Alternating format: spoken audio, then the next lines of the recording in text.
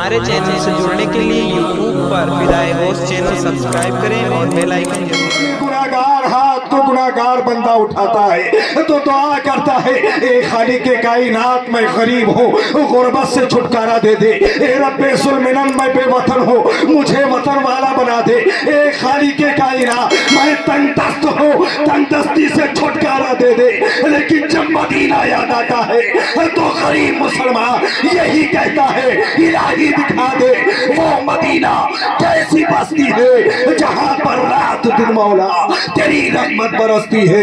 Medina वो है जिस सरजमीन पर आकाए आलम का रोज़ा है, कायनात के महबूब का रोज़ा है, आखिरी पैगंबर का रोज़ा है, लास्ट अवतार का मस्कन है, आखिरी रिफार्मर का रोज़ा है। जिस नबी ये कौनैन से इश्क किया अबू बकर ने तो सदाकत मिल गई, जिस नबी से इश्क किया उमर ने तो अदालत मिल गई, जिस नबी से इश्क किया उस्मान ने तो सुन्नूरैन बन गए, जिस नबी से इश्क किया अली ने तो खैबर बन गए, जिस नबी से इश्क किया बरेली में पैदा होने वाले लकी अली खान के बेटे अहमद रजा ने तो पूरी दुनिया के सुन्नियों के इमाम बन गए।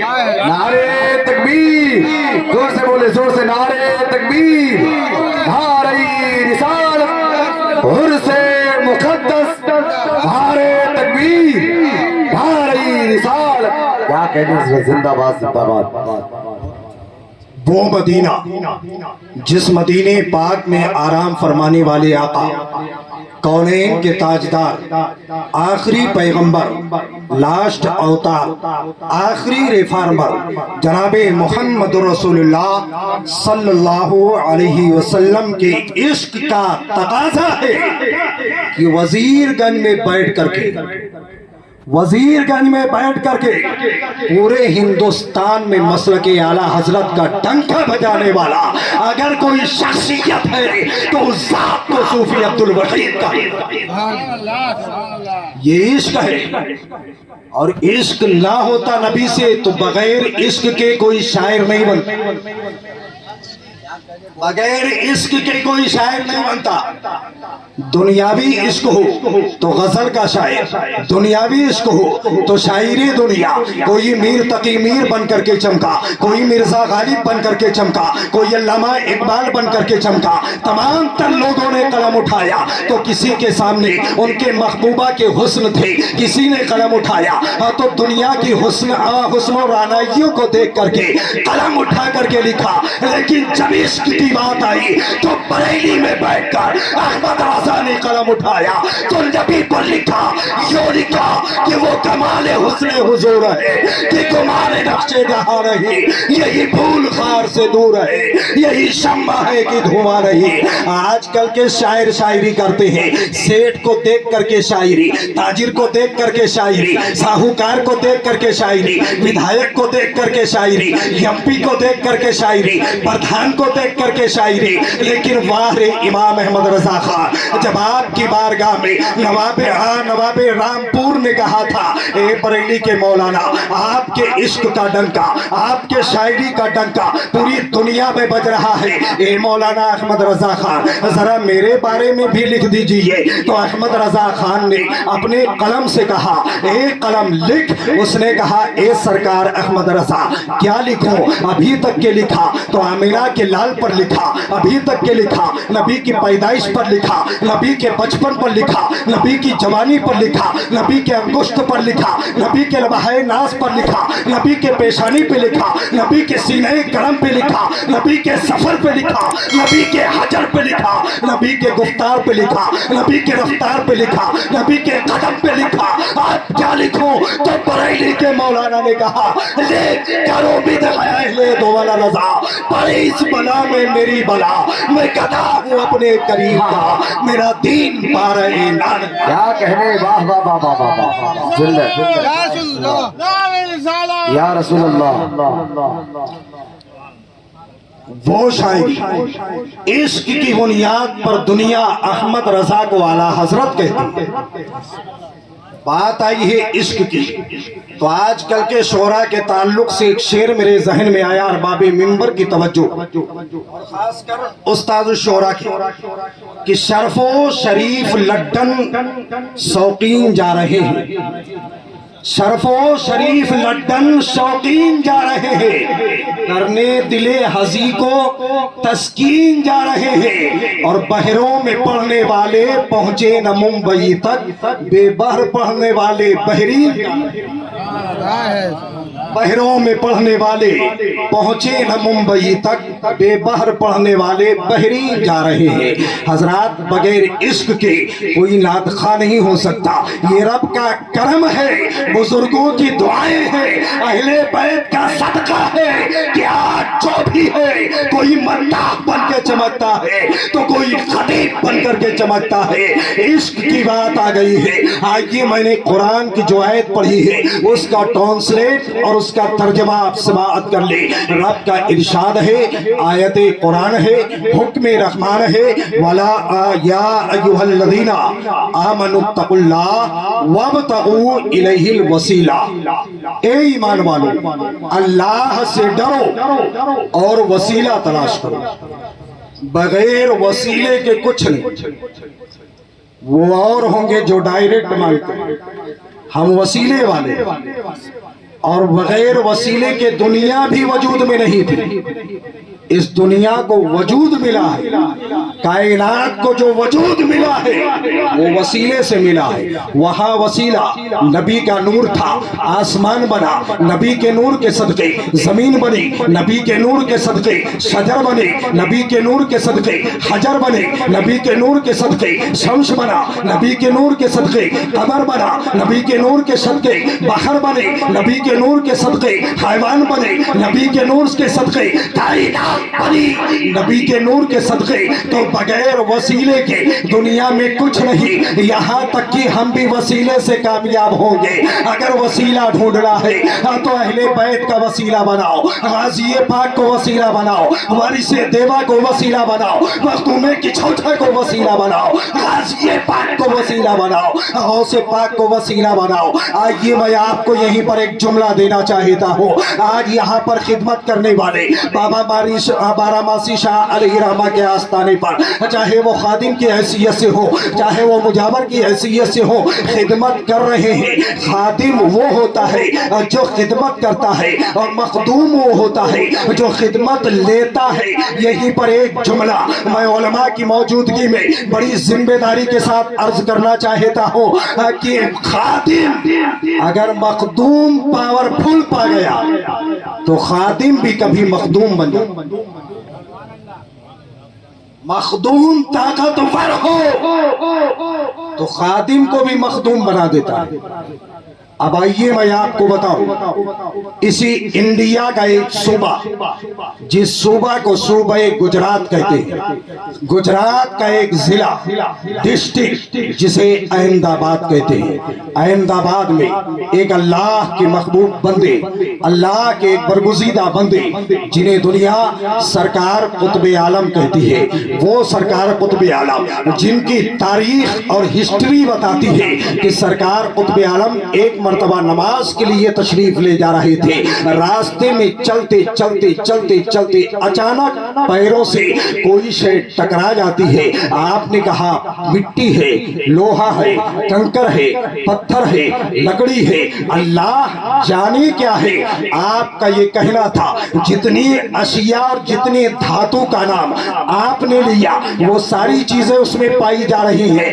آج تک امریکہ، برطانیہ، Britain, Germany, France, Libya, Syria, جتنی ٹیکنالوجی کے موجود ہیں، آج تک یہ نہیں بتا پائے کہ جو آپ نے کہا اللہ جانے کیا ہے، سائنس بھی نہیں بتا پا رہی ہے، سائنس بھی نہیں بتا پا رہی ہے یہ ہے کیا۔ وہ سرکار قطب عالم جن کا ہمیشہ کا یہ مشغلہ کہ آپ احمد آباد سے جب چاہتے نماز عصر مسجد نبوی میں ادا کیا کرتے تھے۔ جھوم کے بولیے سبحان اللہ، اور طرف کے بولیے سبحان اللہ۔ مسجد نبوی میں ادا کرتے۔ ایک دن مدینے کی گلیوں سے گزر رہے تھے، किसी ने आवाज लगाई, अल्लाह के नाम पर भूखा हूं, मुझे खाना खिला दो। सरकार कुतबे आलम ने देखा, पलट करके गए, कहा थोड़ी देर ठहरो, अभी मैं तुम्हारे खाने का इंतजाम करता हूं नमाज से फारिग होने के बाद। आप चले गए मस्जिद नबवी शरीफ, नमाज अदा किया, नमाज से फारिग हुए तो आप डायरेक्ट कदम उठाए तो हिंदुस्तान अहमदाबाद आ गए। नमाज इशा अदा किया, इशा अदा करने के बाद अपने खादिमा को आवाज लगाई, सरकार कुतबे आलम ने, सुनो जल्दी से दस्तरखान लगाओ, मेरे खाने का इंतजाम करो। उसने कहा सरकार बस फौरन मैं इंतजाम करती हूँ। खादिमा ने आटा निकाला, आटे को गूंदा, गूंद करके आटा तैयार किया, लकड़ी जला दी, आग लगा दी, ऊपर से तवा रख दिया, रोटी को बेल करके तवे के ऊपर डाला, पलटा उल्टा सेक करके एक रोटी हाथ में लिया। उसके बाद कहने लगी सरकार इस रोटी को आप खाएंगे या मदीने के फकीर को खिलाओगे? ये रोटी आप खाएंगे या मदीने के फकीर को खिला दूं? सरकार कुतबे आलम के जहन पे सवालिया निशान कि ये मामला तो मेरे साथ पेश आया, इसको कैसे खबर हो गई? सरकार कुतबे आलम ने कहा अगर खिलाने की ताकत है तो खिला दे। अब देखिए अहमदाबाद की सरजमीन से, खानकाहे कुतबे आलम से जब वो दस्ते करम बढ़ा है, बढ़ते बढ़ते 7 समंदर पार पहुंचा है, अरब कंट्री में दाखिल होता है, एंट्री करता है, सरहदे मदीना में आता है, मदीना की सरजमीन पे पहुंचता है और फिर मिस्कीन के सामने, उस फकीर के सामने रोटी को पेश किया। रोटी उठाया उस फकीर ने और अल्लाह का नाम लेकर के रोटी को खाना शुरू किया। इधर दूसरी रोटी तैयार की, उसे भी पहुंचा दिया, तीसरी तैयार की, उसे भी पहुंचा दिया, चौथी तैयार की, उसे भी पहुंचा दिया, पांचवी तैयार की, उसे भी पहुंचा दिया, छठी तैयार की। जब पहुंचाने लगी उसने कहा रब का शुक्र है पंजतन के नाम पे 5 खा चुका। झूम के बोलो और लहक के बोलो, पंजतन के नाम पर 5 खा चुका हूँ, सिकम शेर हो चुका हूँ। अब छठी की जरूरत नहीं है। छठी रोटी ला करके सरकार कुतबे आलम के दस्तरखान पे सजा दिया। कुतबे आलम ने इरशाद फरमाया ए खादिमा ये मामला तो मेरे साथ पेश आया, आखिर तेरे अंदर ये ताकत कहां से आ गई? क्या तू नमाज ज्यादा पढ़ती है? क्या तू इबादत ज्यादा करती है? क्या तू रोजा ज्यादा रखती है? क्या तू दुरूद ज्यादा पढ़ती है? क्या तू तिलावत ज्यादा करती है? उसने कहा नहीं नहीं सरकार, ना तो मैं इबादत ज्यादा करती हूँ, ना तो मैं तिलावत ज्यादा करती हूँ, ना तो मैं रोजे से ज्यादा रहती हूँ, ना तो मैं दुरूद पाक की कसरत करती हूँ। इतना सुनना था। सरकार कुतबे आलम इरशाद फरमाते हैं फिर तेरे अंदर ये ताकत, ये पावर, ये शक्ति, ये सारी चीजें आखिर कहां से आ गई? क्या वजह है? इतना सुनना था कि खादिमा की आंखें बहने लगी, आंख से आंसुओं के कतरात जारी हो गए। रो करके कहने लगी सरकार कुतबे आलम एक दिन था जिस दिन आपके नन्हे बेटे सरकार रुकने आलम बच्चों में खेल करके वापस आए थे, जिस पे गर्दो गुबार लगे हुए थे। आपने इरशाद फरमाया मेरे बेटे को नहला दो, इसका कपड़ा बदला दो और उसके कपड़े को धुल दो। ए सरकार कुतबे आलम मैंने आपके फर्जंद को नहलाया, आपके लाडले को नहलाया, उससे जो कुर्ता उतारा उसे धुला, धुल करके कुर्ते को फैला दिया, लेकिन उससे जो पानी निकला मैं चाहते लगी कि जमीन पर गिरा दूं। इतने में दिल ने कहा अरे ये कोई आम पानी नहीं है, ये आले पैगंबर के जिस्म का पानी है, ये कोई आम पानी नहीं है, ये अली के लाल के जिस्म से लगा हुआ पानी है, ये कोई आम पानी नहीं, ये हसनैन के खानदान के एक चश्मो चिराग के जिस्म से लगा हुआ पानी है। मैंने सोचा जमीन पे गिरेगा तो बेअदबी हो जाएगी, जमीन पे गिरेगा बेहुरमती हो जाएगी। ए सरकार मैंने उस सारे पानी को पी लिया। पानी का पीना था, अहमदाबाद में बैठ करके मैं पूरी दुनिया को देख जब उनके गदा भर देते हैं शाहाने जमाना की झोली। मुहताज का जब ये आलम है, मुख्तार का आलम क्या होगा? और जमाने ने देखे हैं दुनिया के इमाम अक्सर बदल देते हैं तकदीरे मोहम्मद के गुलाम।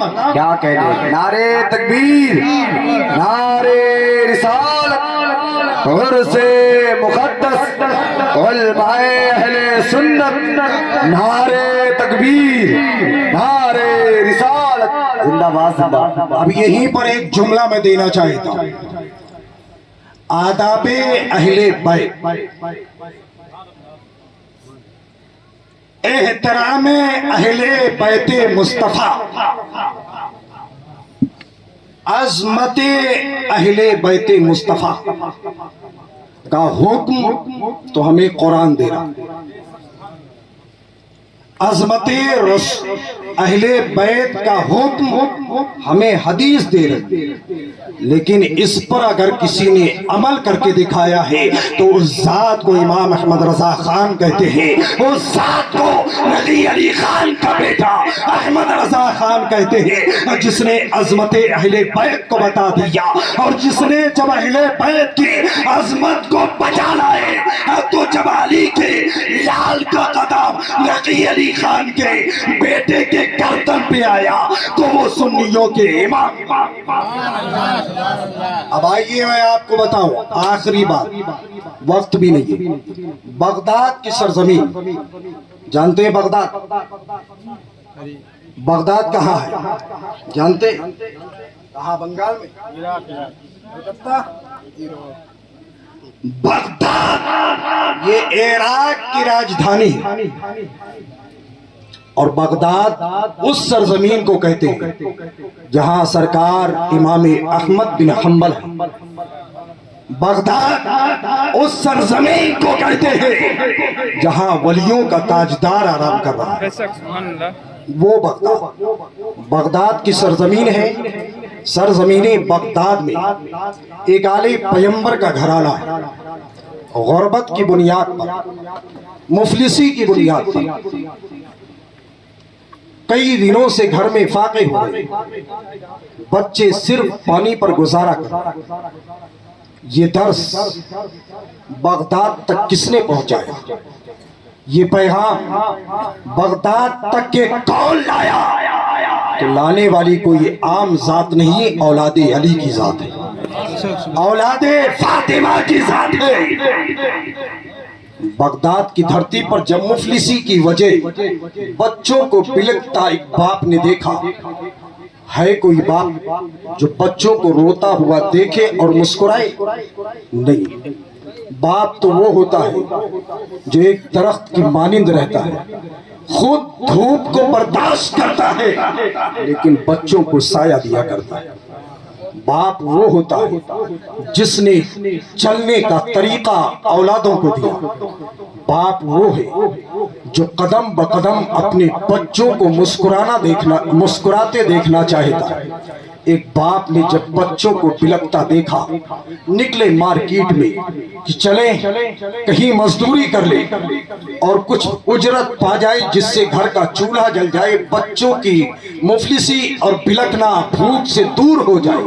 مارکیٹ میں پہنچے، لوگ پوچھتے تو یہ جب پتا چلتا کہ یہ علی پیمبر ہیں، علی کی اولاد ہیں، تو ادباً کوئی کام پہ نہیں، ادب کی بنیاد پر کوئی کام نہیں لینا چاہتا۔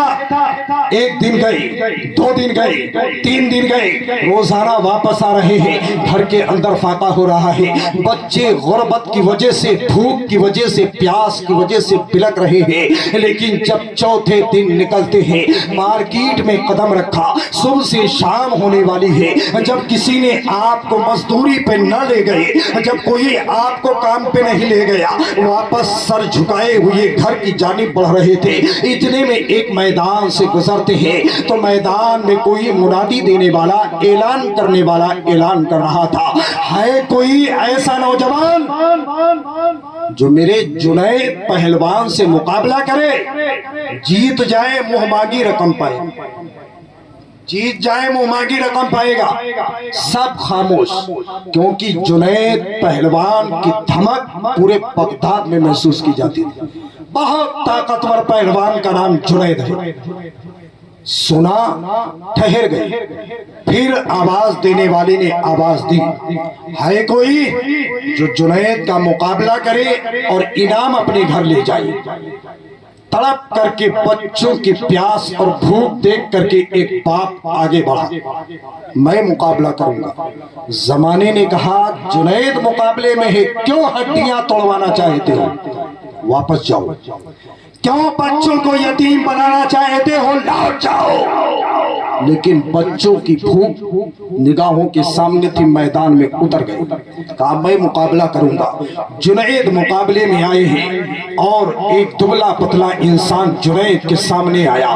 जब हाथ मिलाया, सलाम हुआ, आप अपना लग जुनैद के कान के करीब ले गए और जा करके कहा जुनैद मैं अली की औलाद हूं। झूम के बोलो और लहक के बोलो और ताप के बोलो, मैं अली की औलाद हूं। बताओ मुकाबला करोगे?